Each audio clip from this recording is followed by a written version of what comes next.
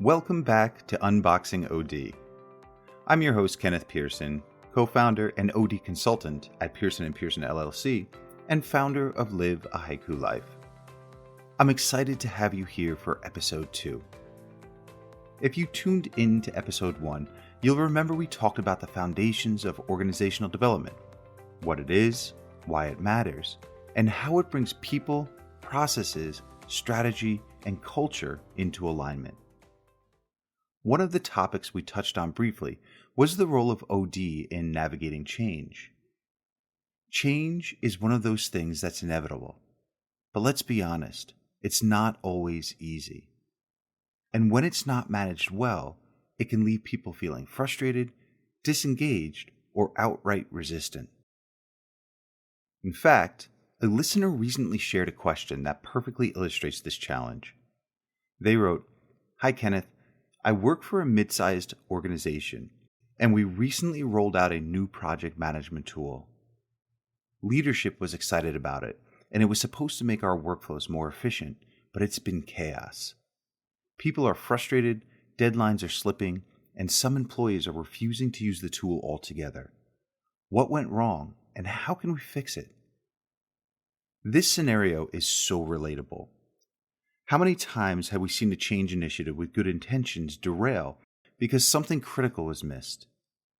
In this case, the technical aspects of the rollout might have been handled, but the human side of change, the engagement, communication, and support clearly didn't stick the landing. That's exactly what we're going to unpack today.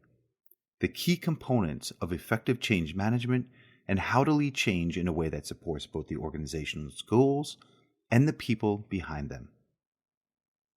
When it comes to change, planning is the starting point. But planning doesn't just mean creating a timeline or assigning tasks. It's about getting clear on the why. Why is this change happening?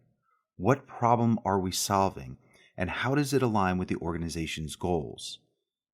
People need to see the purpose behind a change to truly connect with it. In the case of our listeners' organization, the new tool was meant to improve workflows, but it seems like the why wasn't communicated clearly enough, or maybe it wasn't fully understood even during the planning phase.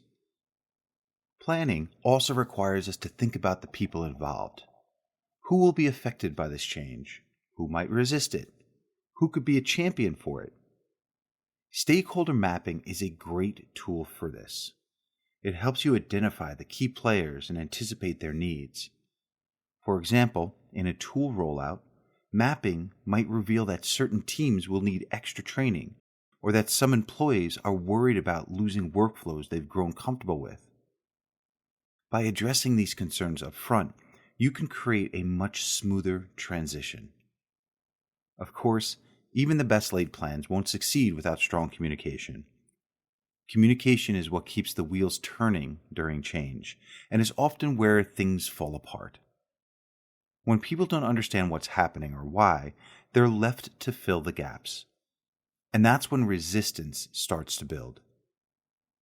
Communication during change needs to answer 3 key questions. What's changing? Why is it changing? How will it affect me? But here's the catch. It's not just about saying it once and hoping everyone gets it.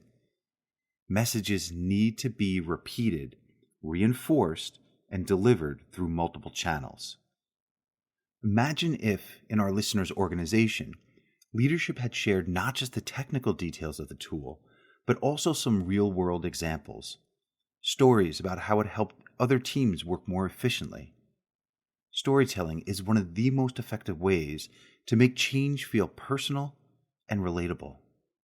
It's not just about facts, it's about connecting people to the bigger picture. Another essential piece of the puzzle is engagement. Change isn't something you impose on people, it's something you create with them. When employees feel involved, they're much more likely to support the change and even advocate for it. This could be as simple as gathering feedback before the change rolls out, or hosting brainstorming sessions where employees can share their ideas. When people see their input reflected in the plan, they feel a sense of ownership, and that makes all the difference. Identifying change champions is another way to build engagement. These are employees who believe in the change and can help bring their peers along. They're the bridge between leadership and the rest of the team, offering support and answering questions in a way that feels authentic and approachable. Support is the final but equally critical component of effective change management. Even with a strong plan, clear communication, and high engagement, change will struggle if people don't feel equipped to succeed. Training is a big part of this. But it's not just about a one-time workshop.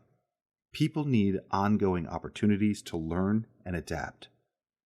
In our listeners' case, follow-up training sessions, easy-to-access guides, or even short tutorial videos could have helped employees feel more confident using the new tool.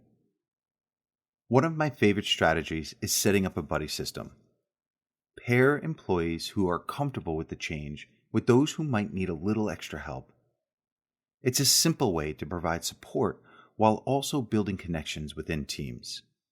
And let's not forget the power of empathy. Change is hard, and people need to feel like it's okay to ask questions, make mistakes, and take the time they need to adjust.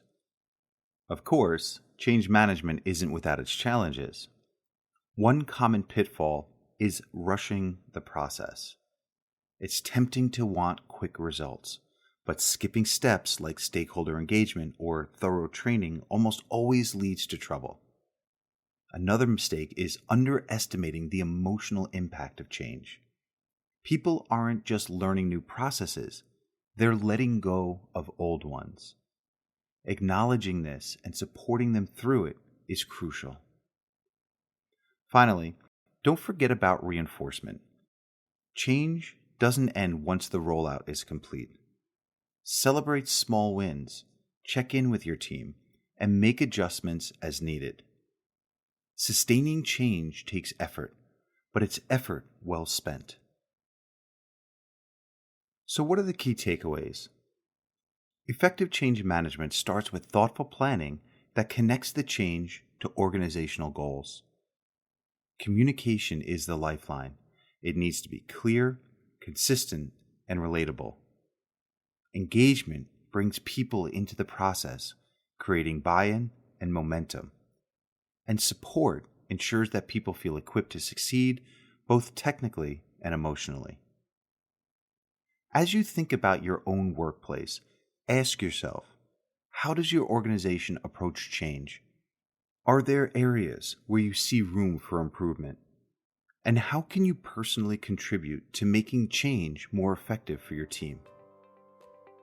Thank you for spending this time with me on Unboxing OD. I hope today's conversation gave you new insights and practical ideas to bring back to your work. In our next episode, we'll dive deeper into communication, how to craft messages that resonate, build trust, and keep teams connected during times of change and beyond. I'd love to keep this conversation going. I invite you to connect with me on LinkedIn and let me know how you're approaching change in your organization. If you have questions or topics you'd like me to explore in future episodes, please send them my way. I'd love to hear from you. I'm Kenneth Pearson, and it's been a pleasure sharing this time with you. Until next time, keep learning, keep growing, and take care of your organization and the people who make it thrive.